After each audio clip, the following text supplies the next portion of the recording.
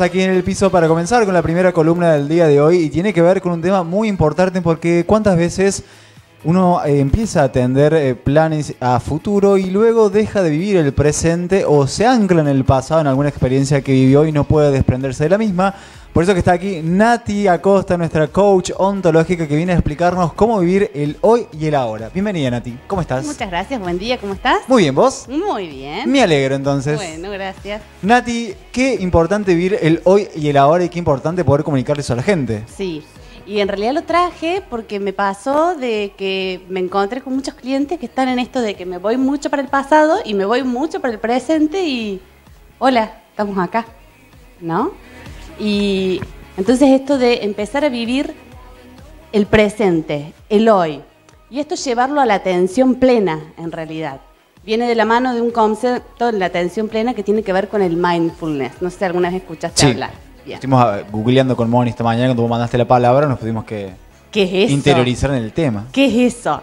Bueno, el mindfulness es una forma de meditar, ¿sí? Viene de la mano de la meditación, pero lo que atiende el mindfulness es con prestar atención de manera intencional sin juzgar el momento ni las experiencias que esté atravesando, ¿sí? ¿Qué quiere decir esto? Vivir el aquí y el ahora. El aquí y el ahora. Ahora yo estoy con vos en este momento. No estoy pensando que después me tengo que ir a hacer otra cosa, ¿sí? Entonces, me conecto con vos ahora. Entonces, el mindfulness lo que trae es eso. ¿Qué es lo que me trae poder vivir el aquí y el ahora? Que cuando yo empiezo a tener esta práctica de mindfulness, ¿sí? Puedo reducir mis niveles de estrés. Puedo aumentar mi concentración, puedo aumentar mi paciencia y puedo ver que no todo es tan catastrófico como a veces le ponemos esa interpretación de que sí lo es, ¿sí? Entonces, ¿con qué tiene que ver el mindfulness? Con estar aquí y ahora, atención plena al momento presente sin juzgarlo. De esta manera, lo que genero es reducir mis niveles de estrés, generar más paciencia, más confianza, puedo aumentar los niveles de poder soportar el dolor y el sufrimiento, ¿sí? Y me ayuda a enfocarme en lo que estoy, ¿sí? Te pido que lo bajemos a un ejemplo concreto para quienes nos están escuchando. Por ahí vos explicabas de un suceso, no mirarlo desde el prejuicio, de juzgarlo. Sí. Quiero que me ayudes a que lo comprendamos todos. Bien. En un ejemplo práctico. Ok. Por ejemplo, cuando uno hace una práctica de mindfulness, sí. Que uno como, a ver, hay gente que dice, bueno, pero no tengo 45 minutos para meditar. Bien. No hace falta tener 45 minutos para meditar. La práctica puede consistir en un minuto. ¿Sí? No tiene que ver con dejar la mente en blanco, porque no podemos dejar la mente en blanco, porque todo el tiempo empiezan a aparecer pensamientos. Supongamos, yo ahora estoy conversando con vos, ¿sí? Y me aparece un pensamiento que dejé el auto sin la tarjeta. Y empiezo, ¿no? Y me empiezo a contar toda una historia con respecto a eso. Dejé el auto sin la tarjeta de estacionamiento y capaz que agarran y me hacen una multa y hola, me olvidé de que estabas vos acá. Claro. ¿Sí? Entonces, me aparece el pensamiento, dejé el auto sin la tarjeta, ¿puedo hacer algo ahora? Sí, podés. Sí, o me voy de acá y los dejo, o bueno, o ya está. Así es. ¿No? Bien. Entonces, es como, bueno, ya está, dejé el auto sin la tarjeta, estoy acá, presente con vos en este momento. ¿Por qué crees que somos tan enredados? Ahí recién vimos una imagen como que en el pensamiento nos vamos enredando. ¿Por qué tenemos esa naturaleza de enredarnos siempre en el futuro y en el pasado? Porque pocas veces estamos en el presente, casi siempre traemos lo que ya vivimos y empezamos a proyectar lo que vamos a vivir. ¿Por qué crees que estamos todo el tiempo en esa lucha? ¿Por qué? Porque parecen dos emociones, la del miedo y la de incertidumbre. ¿Sí? Cuando nos vamos al pasado, esto de, bueno, esto ya me pasó y me genera algo con respecto al futuro y la incertidumbre de lo que no sé lo que va a pasar. Entonces estoy todo el tiempo como enfocado en eso, ¿qué va a suceder? ¿Qué va a suceder? ¿Qué va a suceder? Me concentro tanto en el hacer que me olvido del ser. ¿De quién estoy siendo yo en este momento? ¿Sí? Y cuando me concentro tanto en el hacer, en la meta, que a veces no llega o que me empieza a agarrar la frustración y vivo en este momento de incertidumbre que también me genera miedo y me genera ansiedad y aumenta mis niveles de estrés y pierdo la paciencia y pierdo la tolerancia. Mira todo lo que voy teniendo en función de no estar en el aquí y ahora. ¿Es una práctica fácil de hacer? Sí y no. Y esto depende de cada uno. A ver, el sí es si yo empiezo a entrenarlo, como todo en la vida, ¿sí? El no es si no lo hago. Si yo digo, a ver, si me tomo el hábito de poder hacerlo de los 7 días de la semana, me propongo hacerlo 5 días a la semana o 4 días a la semana y soy constante con eso, voy a lograr resultados en el mediano y en el largo plazo. Nada es inmediato, ¿sí? Pero mi nivel de bienestar va a ir aumentando. Y cuando algo me hace sentir bien, más lo quiero hacer. Es muy interesante cómo lo planteas y sobre todo el hecho de ir practicándolo. Cuando hablamos de practicar, vos decías recién, no tenemos 45 minutos para meditar, pero ¿cómo podemos hacer un ejercicio simple de quizás concentración y de planificación poder comenzar en este mundo del mindfulness? Ahí está. Mindfulness. ¿Cómo podemos hacer? Una práctica puede ser, me pongo en el celular el temporizador, 1 minuto, que empieza la cuenta atrás, ¿sí? Y lo que hago es concentrarme en mi respiración. ¿Cómo tiene que ser mi respiración? Inhalo profundo por la nariz, llevo todo el aire a mi panza, no al pecho, porque tenemos esta tendencia de respirar arriba, sino que lo llevo a la panza y cuando exhalo, exhalo como si quisiera apagar una vela, pero no la apago.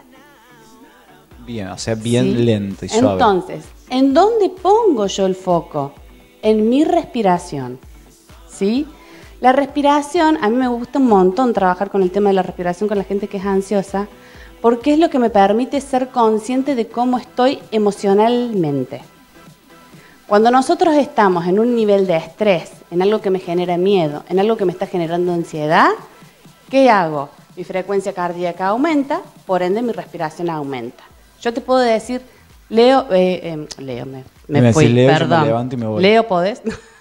Lucho, ¿podés disminuir tu frecuencia cardíaca? No, pero por medio de la respiración sí lo podemos hacer. ¿Por qué? Porque es un acto que es voluntario e involuntario a la vez, ¿sí? Entonces, cuando yo empiezo a tomar conciencia de cómo estoy respirando, me empiezo a aplacar, ¿sí? Y empiezo a volver a la aquí y a la ahora. Y me empiezo a relajar, ¿está? Entonces, la respiración que lo puedo hacer en una práctica de 1 minuto, en vez de estar con el celular mirando el Instagram, el Facebook o atendiendo, 1 minuto me tomo para hacer consciente mi respiración. Ese puede ser un ejemplo, ¿sí? Bien. Otro ejemplo puede ser contar hasta 10. Lento. Por ejemplo, estoy contando 1, 2, 3, quiero comprar leche. Vuelvo a arrancar. 1, 2, 3, 4. ¡Ay, lo estoy logrando! Vuelvo a arrancar. Hasta que llego a 10. ¿Sí? Focalizo mi mente en algo. Otra cosa puede ser agarrar un objeto, un bolígrafo, y me concentro en ese bolígrafo que tengo. ¿Sí? ¿Cuáles son las características que tiene? ¿Cómo es? ¿Qué textura tiene? Me concentro en eso, pongo foco en eso. Otra cosa puede ser la música. Sí, hay gente que es mucho más musical. Me concentro en la música que estoy escuchando y pongo a disposición mis emociones, ¿sí? Y lo que voy sintiendo con respecto a eso. El aire que me toca la cara, cómo estoy sintiendo mi cuerpo, si siento alguna tensión o no. Esos son algunos de los ejemplos que podemos tener para tener atención plena. En la práctica los puedo ir incrementando, porque alguien que nunca hizo nada de esto, yo le digo, medita 10 minutos y a los 2 minutos se aburrió, está pensando en cualquier otra cosa. Cuando estoy teniendo otro que puede ser, me tomo 1 minuto para tener conciencia de lo que estoy sintiendo, lo que estoy, los pensamientos que me aparecen y los tomo sin juzgar, lo que hago es, aparece el pensamiento, lo tomo, pero no lo juzgo, lo suelto. Cuando decís lo juzgo, aparece el pensamiento, lo analizo. Cuando o lo le pongo trato de la solucionar. interpretación, Claro. ¿sí? Cuando yo le pongo una interpretación, la cualidad, supongamos, estoy en un momento mindfulness, ¿sí? Y pienso en mi jefe. mi jefe que es un mala onda. No, apareció mi jefe y punto. El mala onda, el buena onda, el que es bueno o es malo, son todas interpretaciones que yo le estoy poniendo en ese momento. Bien. ¿Sí? O a esa persona. Tomo, vino mi jefe, bueno, listo, vino mi jefe, lo suelto. Y esa es la práctica que empiezo a hacer. Te voy a hacer una pregunta quizás incómoda porque tiene que ver con tu vida personal. No, tiene que ver con que planteamos esto. Y por ahí pensaba yo, me ponía en el lugar quizás de mi mamá que lo está escuchando del otro lado y dice, bueno, el estrés es una enfermedad de ahora. Dice, antes nosotros no tenemos tiempo ni de estresarnos.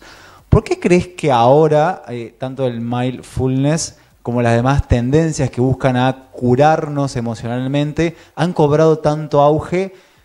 En todo lo contrario, porque ahora es como que menos tiempos tenemos de dedicarnos a nosotros que lo que a lo mejor tienen las generaciones pasadas, pero está como más presente la importancia de dedicarnos tiempos a nosotros. ¿Por qué crees que se da esa, digamos, congruencia de dos cosas tan opuestas?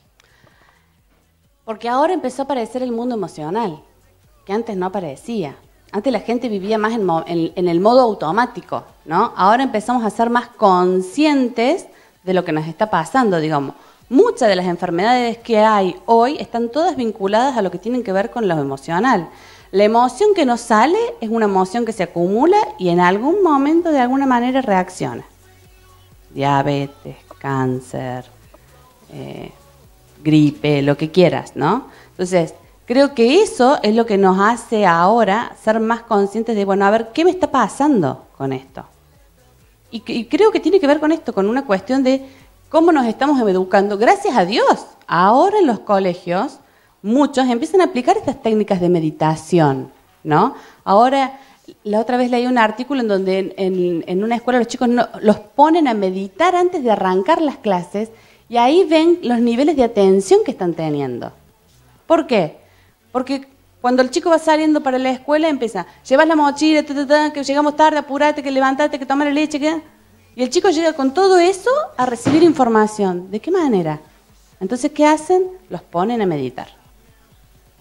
Bajamos el nivel de estrés y podemos focalizarnos más.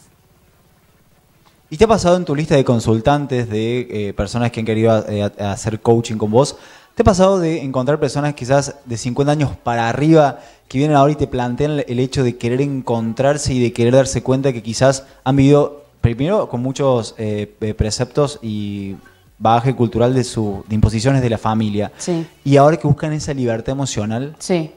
¿Y cómo se enfrenta una persona quizás de 50 años que puede creer que tiene ya su vida resuelta o que puede creer que no tiene mucho por delante? Porque también a veces nos pasa eso, digo, bueno, me siento grande, no lo voy a hacer.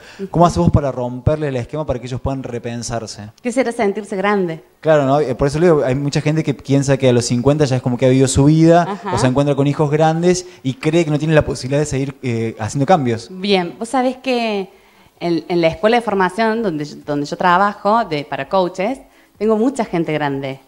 Y es la gente que, digamos, más se sorprende de los procesos que va haciendo de transformación. ¿Qué hace el coach? Empezar a hacer preguntas. Entonces, cuando uno le empieza a hacer preguntas y empieza a encontrarse de que, sí, puedo empezar a cambiar estas cosas, empieza a aparecer todo un mundo nuevo. Y que encima lo puede aplicar. Porque digo, no es de la boca para afuera. Porque el proceso de coaching lo que tiene es esto, ¿no? De empezar a poner el cuerpo. Cuando yo empiezo a poner el cuerpo, esto que yo te decía, por ejemplo, con el mindfulness, digo, si yo lo hago de la boca para afuera, no pasa nada. Ahora, si yo lo empiezo a practicar y empiezo a ver cómo me empiezo a sentir, los cambios son notorios. Porque hay un compromiso, y el compromiso es conmigo, no con el otro. Y ese compromiso también puede ser que el miedo a saber que te vas a encontrar te frena a llevar ese proceso, digamos, porque me imagino que debe ser muy fuerte también, quizás a los 50 años, hacer un parate en tu vida, evaluar ciertos aspectos y darte cuenta de que lo que creías que te hacían no era tan así. ¿Te pasa que empiezan el proceso de coach y a la mitad del proceso dicen, bueno, hasta acá llego porque se asustan? ¿O te pasa que llegan a ese nivel y dicen, no, continúo porque quiero cambiar? No, sí, me pasa que continúan, sí. Porque, a ver, lo más lindo de esto es el proceso. El resultado es una consecuencia. Pero todo lo que uno va viviendo en el proceso, con altibajos, es lo más lindo porque es lo que lo va fortaleciendo. Y empieza a tener otra mirada de cómo va viviendo su proceso.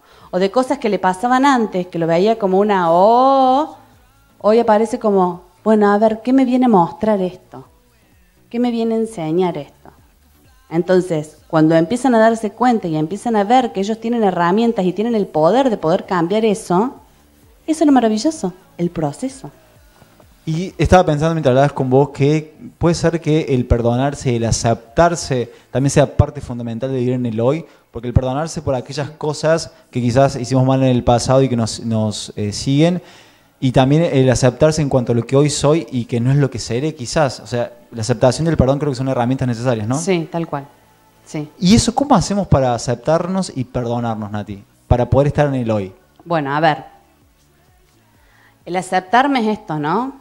Soy este ser humano con esto y quiero llegar a esto, ¿no? Tengo las posibilidades, cuento con gente, empezar a ver el panorama de manera más amplia, ¿no? Porque a veces mucha gente de esto como que se pone la meta y dice, no voy a poder. ¿Y por qué estás parado desde ese lugar en vez de pensarte que sí vas a poder? ¿No?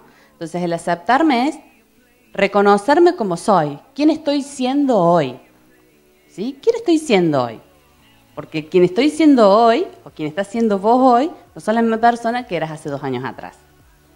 ¿Sí? Entonces, reconocer quién estoy siendo. Eso tiene que ver con aceptarme. ¿Sí? Y el perdonarme, a ver, lo que hice, ¿podría haber hecho algo diferente? Sí. ¿Y por qué no lo hiciste? Y porque me salió así. Entonces, ¿para qué voy a estar con mi culpa, mi gran culpa? ¿De qué me sirve vivir en ese lugar?